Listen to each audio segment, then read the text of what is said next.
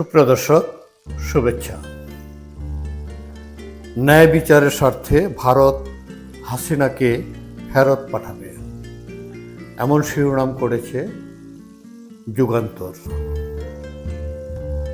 বাংলাদেশের দেওয়া প্রত্যাবর্তনের চিঠির ইতিবাচক জবাব দিয়ে সুষ্ঠু বিচারের স্বার্থে ন্যায়ের পক্ষ নিয়ে ভারত শেখ হাসিনাকে দেশে ফেরত পাঠাবে বলে আশা ব্যক্ত করেছেন আন্তর্জাতিক অপরাধ ট্রাইব্যুনালের চিফ প্রসিকিউটরের বিশেষ পরামর্শক টবি ক্যাডম্যান।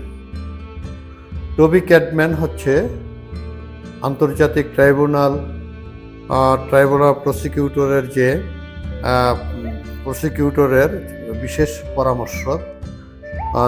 তিনি এই মন্তব্য করেছেন সোমবার আন্তর্জাতিক অপরাধ ট্রাইব্যুনাল প্রাঙ্গণে শুনানি শেষে এক প্রেস ব্রিফিংয়ে সাংবাদিকদের এ কথা বলেন তিনি।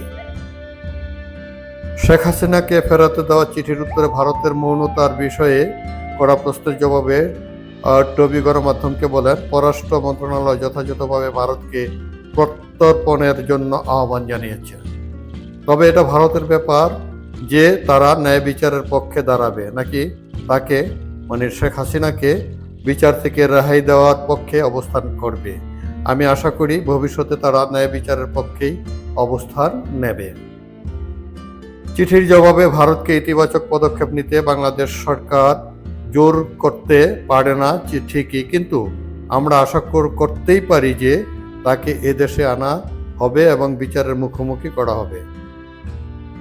এখানে বলে রাখা ভালো যে ন্যায় বিচারের স্বার্থে বিদ্যমান আইন অনুযায়ী তিনি আত্মপক্ষ সমর্থনের সুযোগ পাবেন।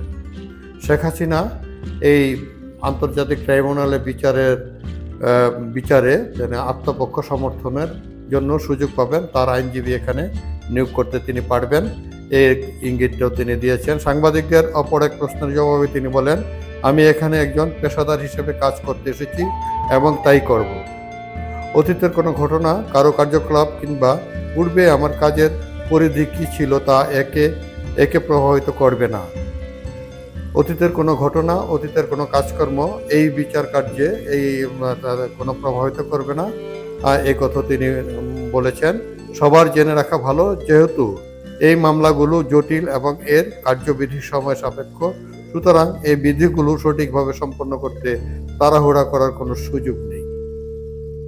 এই বিচার কার্যক্রম তাড়াহুড়া করার কোনো সুযোগ নেই, তিনি এই কথা বলেছেন। আন্তর্জাতিক অপরাধ আইন বিশেষজ্ঞ টবি আরও বলেন, তবে চিফ প্রসিকিউটর যেভাবে সবকিছু গুছিয়ে এনেছেন এবং নিশ্চিত করেছেন যেন আইন আমাদের সম্পূর্ণভাবে সহযোগিতা করে, সেটা দেখার পর আমি আত্মবিশ্বাসী যে কাজগুলো সঠিকভাবে করা সম্ভব হবে।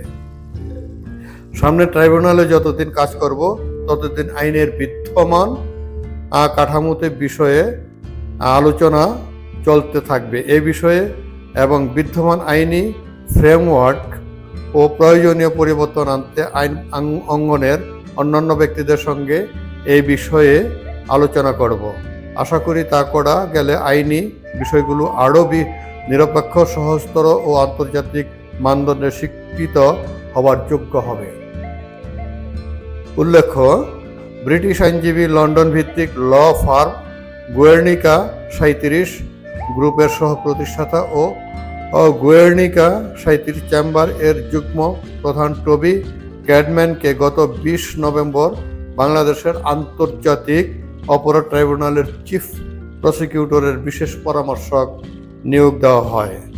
এরপরেই আন্তর্জাতিক অপরাধ ট্রাইব্যুনালের এক বিজ্ঞপ্তি প্রকাশিত হয়। এতে টবির নিয়োগ ট্রাইব্যুনালের জন্য এক উল্লেখযোগ্য মাইলফলক বলে মন্তব্য করেন চিফ প্রসিকিউটর মোহাম্মদ তাজুল ইসলাম।